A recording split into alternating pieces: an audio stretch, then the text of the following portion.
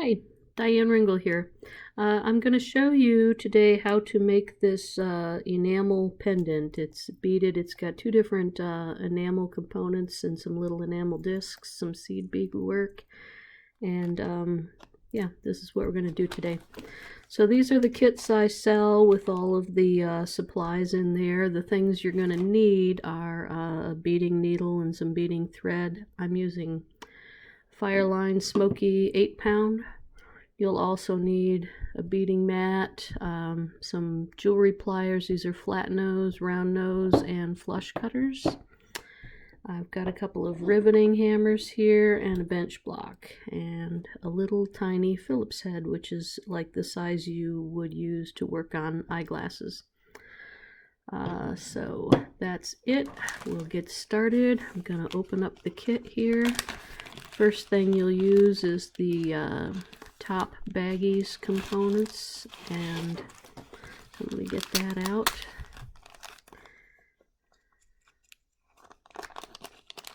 This color is the red color.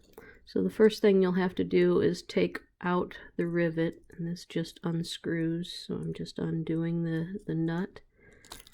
You got to get all these pieces out of here. Now, some of the components will have a large hole and some of them will have a small hole. It just depends on the kit you buy. It really doesn't make a difference when you put them together because this washer covers it up. But what you're going to be working with at first is just this lace edge bezel. So the first thing you want to do is identify the lace holes that are directly opposite the bail. So on here it is these two here, and I need a central 4, so that's the 4 there. You're going to come in with the flat nose pliers and bend down a tab on one side, and then 1, 2, 3, 4. I'm going to bend down this tab, and we're just making room for this washer here. So that's how that's going to sit in there when we get it. So after you bend those tabs down, this is what it looks like on the end. You can see it's got, the central 4, and then either side is bent down. So that's the first step. Then you're going to anchor your thread. And we're not putting anything in the first loop next to the bail. We're going to start in the second loop. So you're going to go through and tie an anchor knot in that second loop, and I like to work counterclockwise.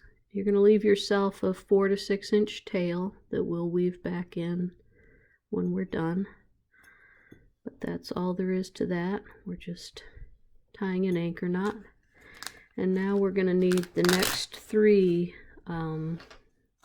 baggies. So these are some check O beads.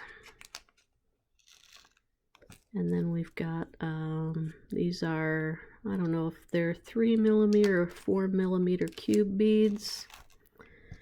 And then some 11-0 seed beads in gold here. Emptying these out on my bead mat. The other thing, you want to make sure you work on top of a bead mat or even a tray, because if you lose that little nut that came off the back of the screw, hopefully it's here somewhere, you'll probably never find that again if you're not working on some sort of a tray or a mat. And yeah, like I said, I can't find that one, so oh well, we'll worry about it when we get there. Okay, so you can choose whether you start your stacks with the O beads or the cube beads. It really doesn't matter, but in this case I've got a red enamel, so I want to break up the color a little bit, so I'm going to start with the O, then the cube, then the seed bead. So I strung those on there, and I'm going to let them go down to the lace edge bezel. And now this last bead that we added, the little 11-0, is a stop bead, so I am skipping that bead and going back down through to the bezel. And that's our first little stack there. Now what I like to do on these is anchor each stitch. So what I do is put the needle partway through the bezel, wrap the needle a couple times with the thread and hold that back, and then pull through, and this is going to make a little knot that's anchored on the bezel. I don't know if you remember those old puppets where you would push up the base and the little puppet would flop around. That's what happens to beads if you don't have a nice taut thread. So I like to anchor each stitch to keep it nice and tight, and that way the beads sit nice and snug next to the frame. We will go through and double stitch on these too, but anyway, on this one we're going O cube 11O, and then we're moving it down to the frame, getting caught on all the pliers. Alright, I'm going to skip that last 11O and sew back down to the frame, getting caught on the rest of my pliers. And you're just going to keep going in this same manner until you get to the bent down part on the frame. So O cube 11O.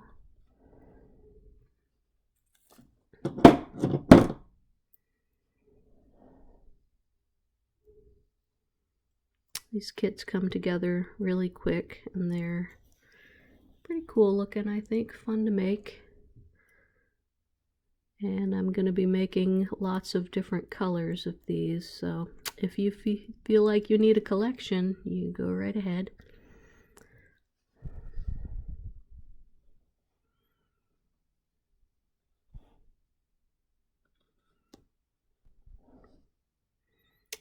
Probably should have better lighting on this. I think when I take a break to move on to another step, I will add something here to brighten this up a bit.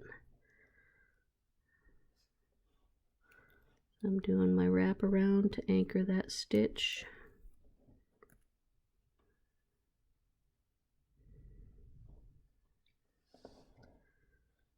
Another stack.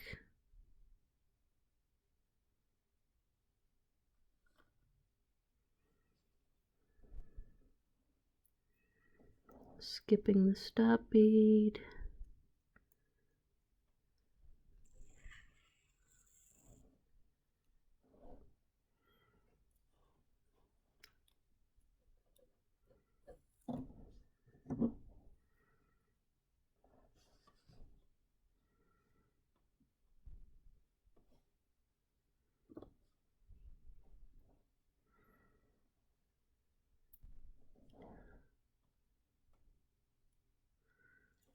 Okay, now we're coming up on the last stack before the flattened part of the bezel.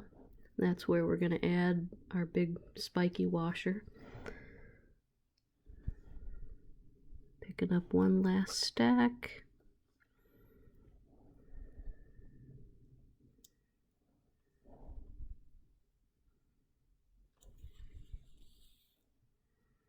Okay. Now we're at the point where we're going to add the washer. I'm going to get the tail out of the way. I'm going to set the washer in that little mark there, or the little space that's left by the flattened lace edge bail. Alright, I didn't do a great job of flattening that out, so I'm going to just smoosh it a little bit more.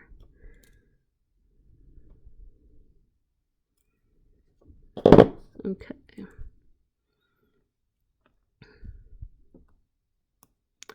That fits in there nice. The other thing you want to check is that your washer is not going to block the hole where the rivet needs to come through. Now what you can do is take a kind of heavy-duty flush cutter and trim off one of the spikes. Make it a little shorter. Oh, there it is, the shorter one. Okay, so you could put the shorter one right in where the rivet is, and that way for sure you're not going to have any trouble getting your rivet through. So now that's in place, and what we're going to do is sew it in place by coming up through the next little loop and going back down through the flattened loop.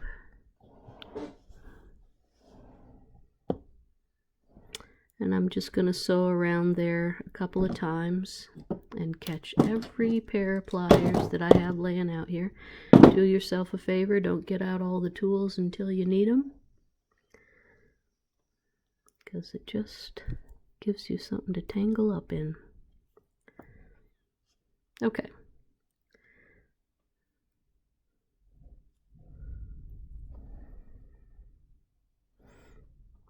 So what I'm going to do now is I want to work on this side of the lace edge bezel.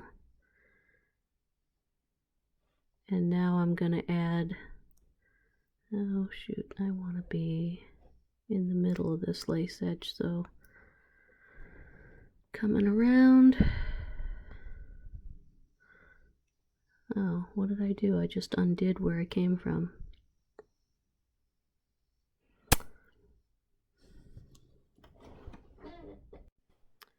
Okay, so we have sewn around the big washer a couple of times, and what we want to do now is have the thread come out through the first lace edge that's inside of the washer. So I'm going to move my thread around that washer, and then I'm going to come down through that first lace edge inside the washer. And now we're ready to add some of the tiny little stacks that are inside the washer. For that, we need the other two sets of beads. So I'm going to get those out, because these little stacks are all 11s. Oops. And usually these beads will echo the colors that are in the cube stacks. So I've got green and red here. So I usually go in the same order color-wise as this, so I went green, red. So I'm going to go green. So I've come out that first loop. I'm picking up a green, a red, and then a gold. And I'm going to push all of these back to the lace edge bezel. And I'm working on the back side of this, so I want to keep the needle behind the washer, otherwise, you know, you'll sew the washer into the stack. So I'm skipping the stop bead, which is the last one we added, and I'm going back through the other two beads into the washer. So there's the first little stack there. And now you're going to go out the next loop in the bezel. Pick up another green, oops, red, and gold. And I don't do the double knot thing on these. It's just kind of a pain because you're working behind the washer. I'm going back through those two into my thumb. Just kidding, don't do that. So there's 4 of these that are inside the washer.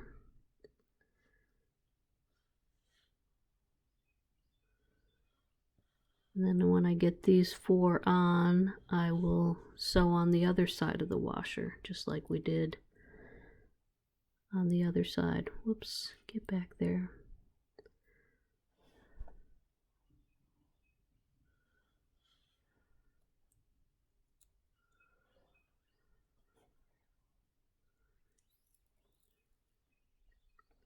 It's hard working around my camera. Can't really see what I'm doing too well. Okay, that was a bad plan. I should have kept them scooched down toward the bezel before I started yanking. There we go, we got 3 of the 4 on. Can you tell I'm a beginner at this beading stuff? I am not real hot at this. I'm sure a lot of you can make this a lot faster than I can. Okay, skipping the stop bead, going through the other 2 if I can manage it. Okay, that's the 4th one on there. And now we are sewing this side of the washer on. Just going in and out of the two lace edge things on either side. Going through the flattened one and up through the last one that we put that bead stack in. Okay, and now I want to come out the next loop that's not flattened. And I am going to put an anchor in this one.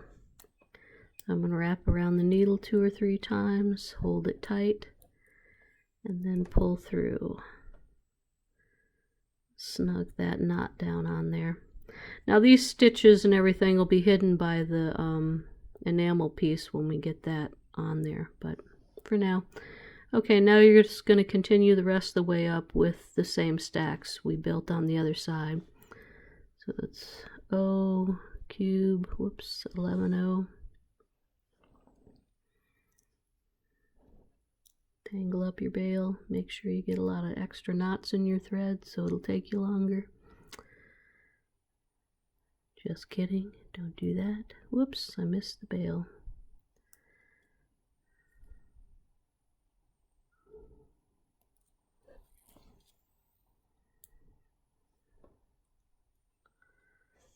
Okay, each one I'm going to go ahead and anchor.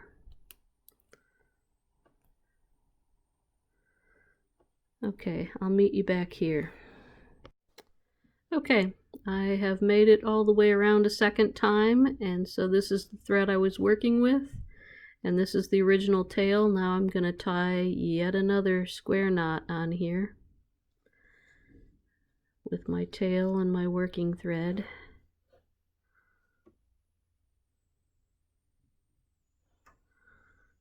Okay, and now I'm going to cut these off at the same level. You may not want to do that. I'll show you why I do this. I have a needle that can thread 2 threads through it at the same time, and that's what I like to use for finishing these off. This is a giant eye needle, so you can just pull it apart and put both threads in it at the same time. And now I'm going to sew my threads back in, and I'm going to go back through this side. Problem with working with these needles all the time is both ends are super sharp, so you wind up jabbing yourself all the time. So that's why I use a regular needle for all except the last bit where I'm just sewing the threads back in before I trim them down. Now if you don't have one of these kind of needles, then just you'll have to sew both of your tail ends in one at a time. And it really doesn't matter which stacks you go through, as long as you go through, you know, 1 or 2 of them before you cut off your thread.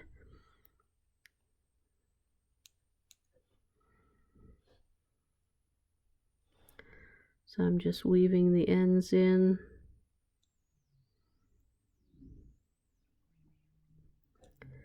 And really a couple stacks is all you need to do. It does get a little tight after you've been through these multiple times. But it's really important to do to make all the beads stand up nice and straight.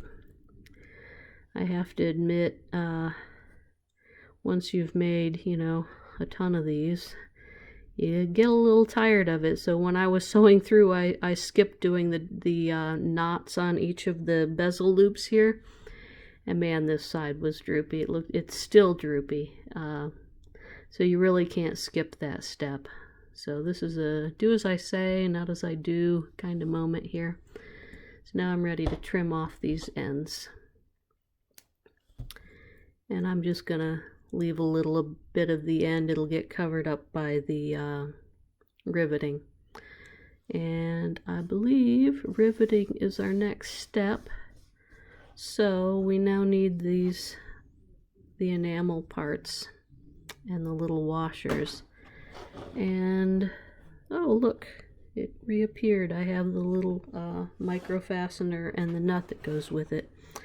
Okay, so you're going to take the screw on the micro fastener and go through the smallest washer, and then the next one, and then the spiky one, and then the big round one, and feed all of that through the center hole. And the larger should seat right inside that whole lace bezel. It won't go totally flat because of the washer that's there, but it should seat pretty nicely. Now you flip it over, and I like to add a little something on the back there. I have one of these dotty washers, because when I like to wear longer necklaces, and when they flip over backwards, I hate it when the back side is ugly. So I just added that to make it a little prettier on the back side. And I'm going to get this started with my fingers, and then I will flip it over and use a small Phillips head to tighten it down. Now I'm just tightening until it's just snug. I'm not tightening very tight at all, because if you put too much pressure on that, you will crack the enamel on the littlest disc. So that is what that looks like. Now I'm going to show you this in the camera, and you can see that there is a little bit of that screw sticking out here, and that's what we're going to make the rivet out of. So in order to make the rivet, I have a business card with a hole in it somewhere. There it is. So there's a hole right here, and I slip that over the excess of the nut there, and then I'm going to trim this flush, and I'm pushing down. I want just a tiny bit of extra metal on that.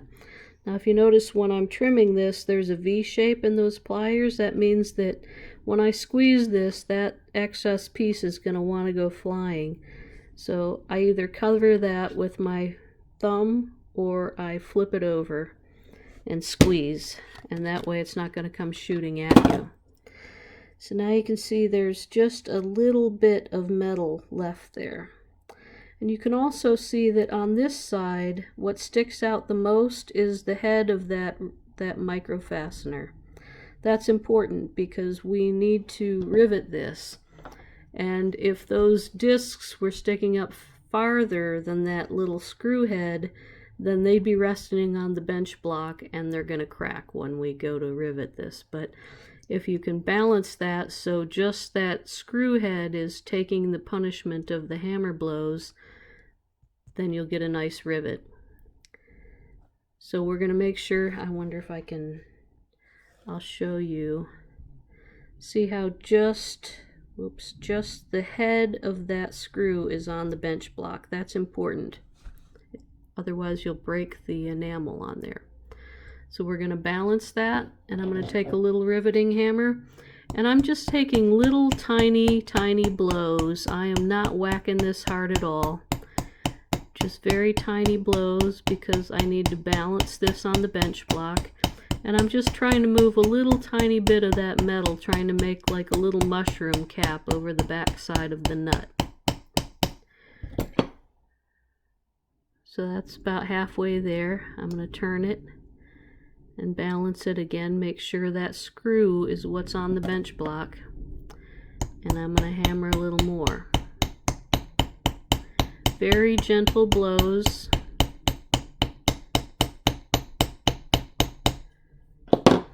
Okay, and now I'm going to test it, and I'm going to do that by trying to unscrew the screw. Okay, and that's almost there. Again, when I retighten this, I'm not tightening it tight, it's just barely tight. Okay, now I'm going to finish it with this round nose planishing hammer. I like these little hammers from Wubbers because they're very lightweight and they're very small, and I'm usually working in very small, and I don't like having this stress on my wrist from a big heavy hammer. Having these little hammers reminds you you're working small, you don't need to hit very hard. That's all you need. And now you can see when your rivet is done, you've got the metal is pushed out over the edge of that nut, and you can't unscrew the nut. And it should be smooth to the touch.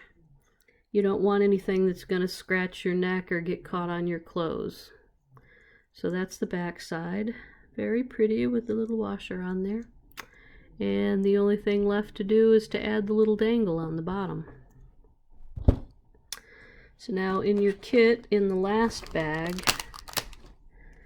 there is some 22 gauge copper wire and a little enamel piece and a couple of head pins. First thing you're going to do is straighten out that 22 gauge wire. And then you're going to put a loop on here that's big enough to go around this washer. So I'm going to work in the largest part of my round nose plier, and I'm going to leave a good inch or so, inch and a half, hanging out the end. And I'm going to roll back, and I'll show you I'm rolling until I meet up with that wire. Now I'm going to grab here, and I'm going to make it so there's a 90-degree bend there. So you can see what you have is a nice round loop that's, you know, standing on top of this at like a 90-degree angle. You don't want it hanging over to one side or the other. So I'm going to open that up a tiny bit, and I'm going to run that through that big washer. Now I'm going to hang on to it with my round nose pliers by just gently grasping there. And then I'm going to wrap that tail around the stem once or twice. Now it didn't snug up real close or anything, so I'm just going to grab with my flat nose pliers and move that loop up a little bit. Now I'm going to take my flush cutters and trim it off close to the stem. Okay, so now we're attached to that washer on that end, and I'm going to need to attach the dagger on the other end. So I'm going to take the round nose pliers and I'm going to make a little 90-degree bend backward on the stem, and you can see there's about maybe a quarter of an inch between, you know, the top of this loop and where that 90-degree bend is. Now I want a smaller loop on this side, and I'm going where the marker is marked on the round nose pliers, about midway up, and creating another little loop. I'll show you what that looks like sideways there. And that's the loop that's going to go on the dagger. Now I'm just going to trim off the excess wire here, leave myself a tail. You can see I gave you way more wire than you really need for this. But I'm going to feed that end through and open this up a tiny bit to get that dagger on there.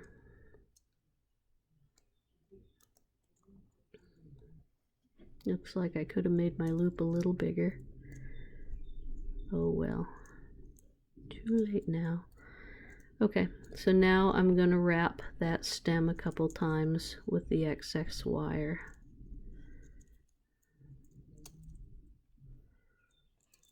Might be easier for you if you don't trim all that end off.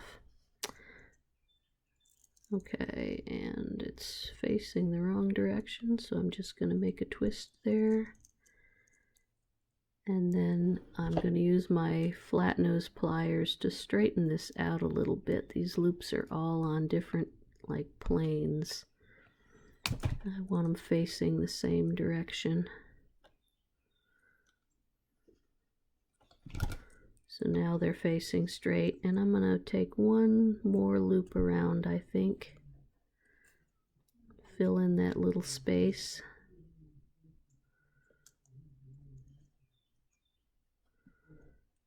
And then I'll trim that off.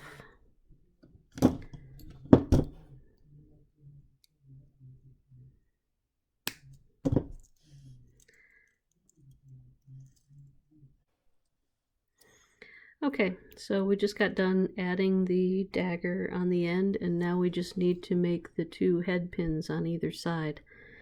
And just threading on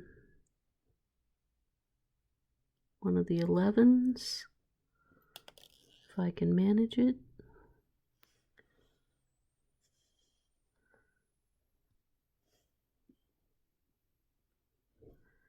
And then a cube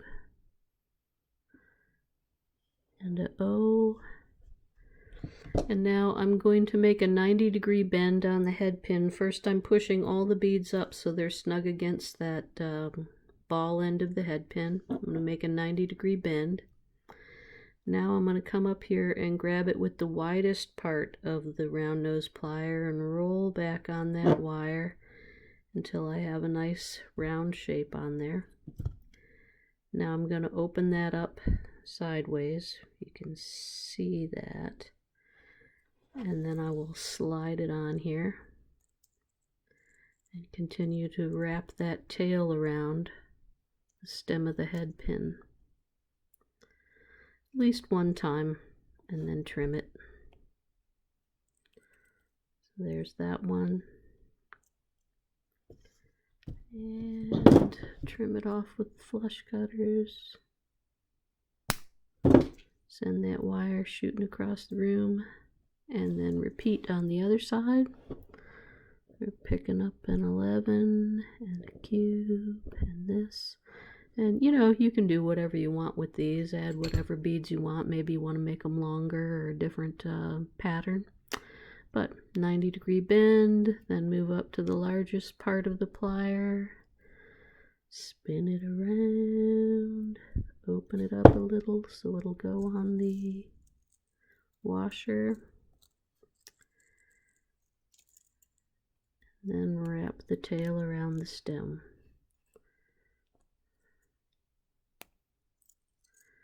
Now sometimes when you look at these, your loops will be a little wonky in the wrong direction or whatever, but you can just straighten them out. So I got that one straight. This one is, yeah, looking a little wonky.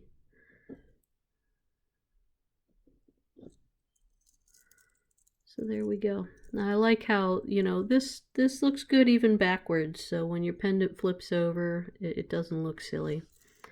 But that's real nice.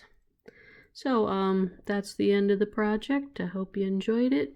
And until next time, bye-bye.